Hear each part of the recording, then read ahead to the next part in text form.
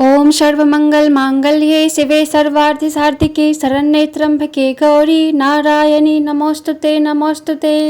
जय माता दी। आज की वीडियो में हम दुर्गा सप्तशती का छठा अध्याय और 7वें अध्याय की कथा सुनेंगे। छठा अध्याय धूम्रलोचन वध प्रारंभ। मेधा ऋषि बोले कि देवी ने जब ऐसा कहा तो दूत को बड़ा क्रोध आया और वह वहां से चलकर सीधा असुरपति शुंभ के पास गया और सारी बात विस्तार से बतला दी। दूत के मुख से सारी बात सुनकर राक्षस राज शुंभ क्रोधित हो गया और उसने असुर सेना के सेनापति धूम्रलोचन से कहा कि धूम्रलोचन, तुम सेना सहित शीघ्र वहां जाओ और उस दुष्टा को केसों से पकड़कर घसीटते हुए जबरन यहाँ ले आओ। यदि उसकी रक्षा के लिए अन्य कोई वहां खड़ा हो तो उसे निश्चय ही मार डालना, भले ही वह देवता, यक्ष या गंधर्व ही क्यों न हो। महर्षि मेधा बोले कि शुंभ ने जब ऐसी आज्ञा दी तो धूम्रलोचन 60,000 असुरों की सेना सहित वहां पहुंचा जहाँ हिमालय पर देवी का वास था। उसने देवी को देखकर ललकारते हुए कहा कि अरे, तू शुंभ निशुंभ के पास चल। यदि तू स्वेच्छा से सरलता पूर्वक मेरे साथ मेरे स्वामी के पास नहीं चलेगी तो मैं तेरे लंबे लंबे केसों को पकड़कर तुझे घसीटते हुए अपने स्वामी के पास ले जाऊंगा। इस पर देवी बोली कि तुम्हें दैत्यराज ने भेजा है जो महाबलशाली है। तुम स्वयं भी तो बड़े बलवान हो और तुम्हारे साथ असुरों की विशाल सेना भी है। ऐसी स्थिति में यदि तुम मुझे बलपूर्वक ले भी जाओगे तो मैं तुम्हारा बिगाड़ भी क्या सकती हूँ। मेधा ऋषि बोले कि देवी ने जब ऐसा कहा तो धूम्रलोचन देवी की ओर लपका, लेकिन देवी ने हुंकार मात्र से ही उसे भस्म कर डाला। धूम्रलोचन भस्म हो गया तो विशाल आसुरी सेना क्रोधित होकर देवी की ओर युद्ध के लिए दौड़ी। देवी और आसुरी सेना में भीषण युद्ध हुआ। दोनों पक्षों में परस्पर तीखे बाण, शक्तियों व फरसों की वृष्टि शुरू हो कर दी। उसी समय देवी का वाहन सिंह क्रोधित होकर गर्दन के बालों को झटकारता और घोर गर्जना करता हुआ आसुरी सेना के मध्य कूद पड़ा। सिंह ने अनेकों असुरों को पंजों से, कितने ही को जबड़ों से और कितने ही महाबलशाली दैत्यों को भूमि पर पटक कर अपनी दाढ़ों से घायल कर मौत के घाट उतार दिया। उसने अपने पैने नाखूनों से कितने ही असुरों के पेट फाड़ डाले और थप्पड़ मारकर कितने ही दैत्यों के शीश धड़ से अलग कर दिए। इसी तरह कितने ही असुरों की भुजाएं व मस्तक काट डाले। उस सिंह ने अपनी गर्दन के बालों को झटकते हुए कितने ही राक्षसों के पेट फाड़कर उनका रक्त पी लिया। देवी की क्रोधित वाहन महाबलवान उस सिंह ने देखते ही देखते सारी आसुरी सेना का संहार कर दिया। उधर शुंभ को जब समाचार मिला कि धूम्रलोचन मारा गया और देवी के वाहन सिंह ने सारी आसुरी सेना का संहार कर डाला है, तब उसे देवी पर बड़ा क्रोध आया। क्रोधावेश में उस असुर राज के होठ फड़फड़ाने लगे। उसने महाबलवान असुरों चंड व मुंड को आदेश देते हुए कहा कि हे चंड और मुंड, तुम दोनों विशाल सेना लेकर जाओ और उस देवी को केस पकड़कर या बांधकर शीघ्र यहाँ ले आओ। यदि उसे यहाँ लाने में किसी प्रकार का संशय हो तो युद्ध में सभी अस्त्र शस्त्र समूची आसुरी सेना का उपयोग करते हुए उसे मार डालना। युद्ध में उस दुष्टा तथा उसके वाहन सिंह के मारे जाने पर भी उसे बांधकर अपने साथ लेकर शीघ्र ही लौट आना। मार्कंडेय पुरांतगत सार्वनिक मनवंतर की कथार्थगत देवी महात्म्य का धूम्रलोचन वध नामक छठा अध्याय संपूर्ण।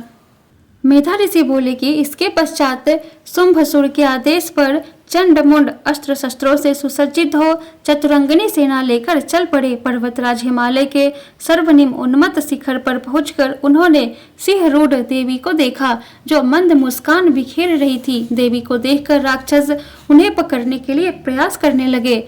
किसी ने धनुष बाण का संधान किया तो कोई तलवार संभालने लगा। कुछ अन्य असुर देवी के निकट आकर खड़े हो गए। तब देवी अंबिका को राक्षसों पर बड़ा क्रोध आया। क्रोधावेश में देवी का मुख काला पड़ गया, भावें टेढ़ी हो गई। उसी समय देवी के ललाट से विकराल मुख वाली काली जी प्रकट हुई। वह हाथ में तलवार व पार्स लिए हुई थी। वह विचित्र खड़ग वाग धारण किए, चीते की चर्म की साड़ी पहने व नरमुंडों की माला धारण किए थी। काली के शरीर का मांस सूख चुका था, वह मात्र हड्डियों का ढांचा ही थी। इसी कारण भीषण प्रतीत हो रही थी। उनका मुख बड़ा था, जीभ लपलपा रही थी, जिससे उनकी विकरालता में वृद्धि हो रही थी। काली की आंखें भीतर धसी व कुछ लाल वर्ण की थी।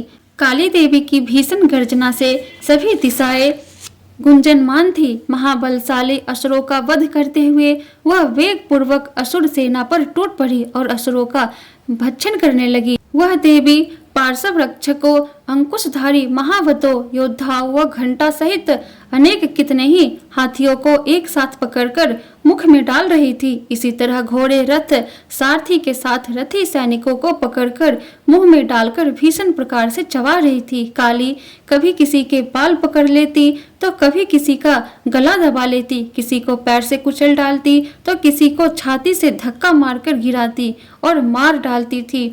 असुरों द्वारा छोड़े अस्त्र शस्त्रों से वह मुख से पकड़कर क्रोधावेश में दांतों से पीस डालती थी। इस तरह काली ने महाअसुरों की सेना को रौंद डाला। कितने ही असुरों को मारकर भगा दिया, कितनों ही को खा डाला, कितनों ही को तलवार से उड़ा दिया, कितनों को ही दांतों के नखुले अग्रभाग से कुचल कर मृत्यु मुख में डाल दिया। चंड काली देवी की ओर लपका। मुंड ने भीषण बाणों की वृष्टि करके तथा हजारों बार चक्र चलाकर विकराल नेत्रों वाली काली देवी को आच्छादित कर दिया, अर्थात ढक दिया। वे हजारों चक्र देवी मुख में प्रविष्ट होते हुए ऐसे प्रतीत हो रहे थे मानो सूर्य के अनेक मंडल बादलों में प्रविष्ट हो रहे हो।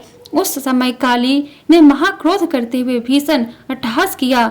देवी का मुख इतना भयावह था कि देखा भी नहीं जाता था।